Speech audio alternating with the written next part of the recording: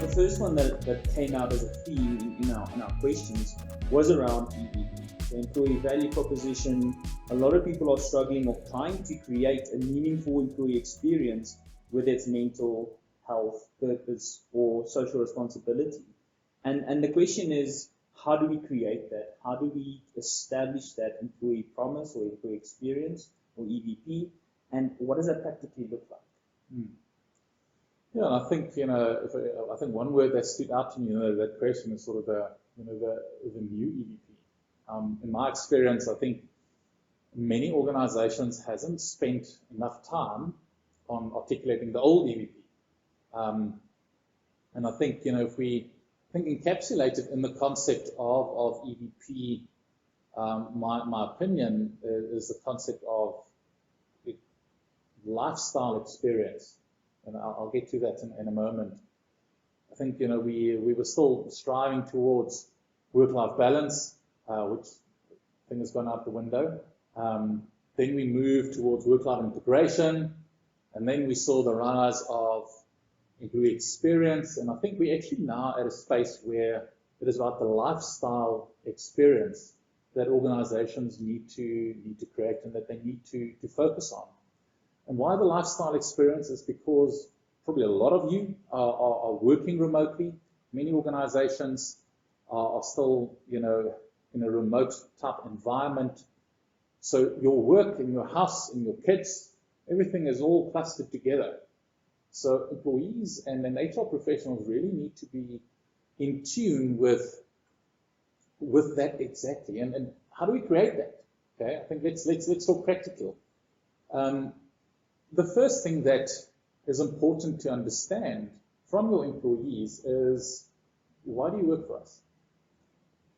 And that's as simple as that. I mean, if you were to ask your colleagues, your employees, one question, and you can do so through interviews, through pulse checks, through surveys, if people are a bit hesitant to be identified, is why do you work for us? Why would you encourage other people to work for us?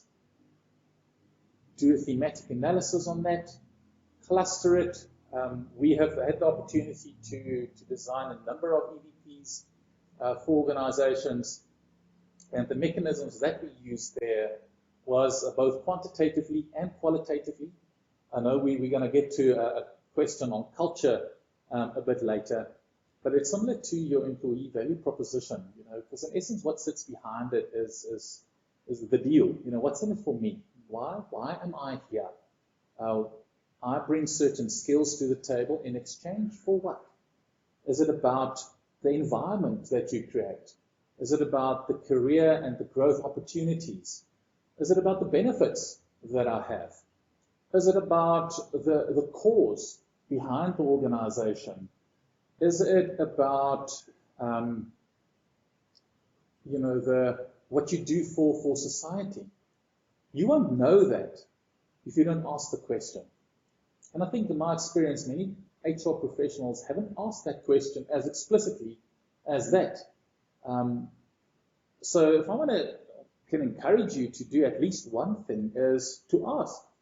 First of all, start with yourself. Why are you working for your organization? Write that down. What are the things that keep you there?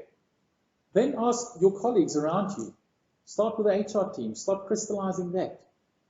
Engage with senior leaders. You ultimately want your EVP to just roll off the tongue. Because if you recruit someone to get into your organization, that is part of the package that you're selling. Now, some of the bad and the ugly that I've seen is this beautiful promise that is made, part of the recruitment process, because you see talent, you see potential, you want that to be part of your business. So you paint this picture, and then a person comes in, and after a month or two, they're completely disillusioned.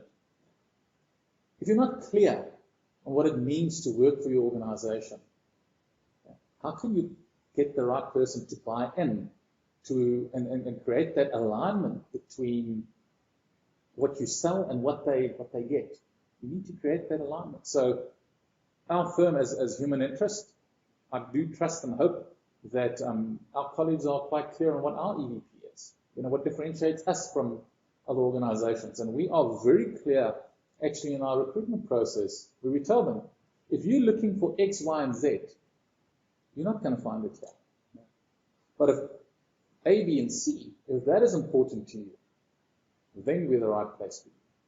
But I think you speak to a very core aspect of an EVP, or as a talent recruitment component, if you can put it that way, is you need to clearly know what you are and what you're not. And a component to that is what we want to do, and there's a fine balancing act between what we are striving to give to you and what we currently give to you in terms of how the company evolves. But it's also what we are definitely not. And I think some companies struggle to say, okay, but what are we clearly? And sometimes the easiest part to start with is, what are we not? Yeah. And then kind of by a process of elimination, remove the things that we are clearly not, and then start working towards the things that are kind of on the blurred line and around. We want to be there, we're not there yet. Should we put it in? Should we not put it in? Should we make it part of our narrative that we put out in our identity as a company? Because ultimately, your company is a person. It's got an identity. It's who it is. And by crafting that with everyone in the business, it becomes more concrete and more practical than trying to create it somewhere in an office on a whiteboard and kind of, or a computer and kind of craft it out and think it's amazing, but it doesn't really resonate with the people in the business. So I think to kind of just bring in what you said is start at the bottom, engage with the employees, understand who you are and who you're not. And then from there, start crafting what you want the external world to know about you, and be clear about what that is, and be cognizant of the balance between what we strive to promise to you and what we actually at the moment have in the business. I love what you said there, JP, in terms of, it's almost that, if you ask someone, what are you good at? They'll come to like 3 things, and what are you not good at? I'm like, you can clearly articulate that. So maybe start with, what are you not? Okay, well, what won't you find here? I think great practical advice. So there's one question you want to answer. What are you not? Okay. And then, as JP said, we also need to bring in a bit of that aspirational state, but also take people on the journey. I think that's absolutely critical. It's the big age-old problem with any type of HR solution if it's done in isolation. Yeah. In the HR corner, okay, but I didn't provide input. I wasn't consulted. I want to be part of this. So engage people in the process and sort of make them part of that journey.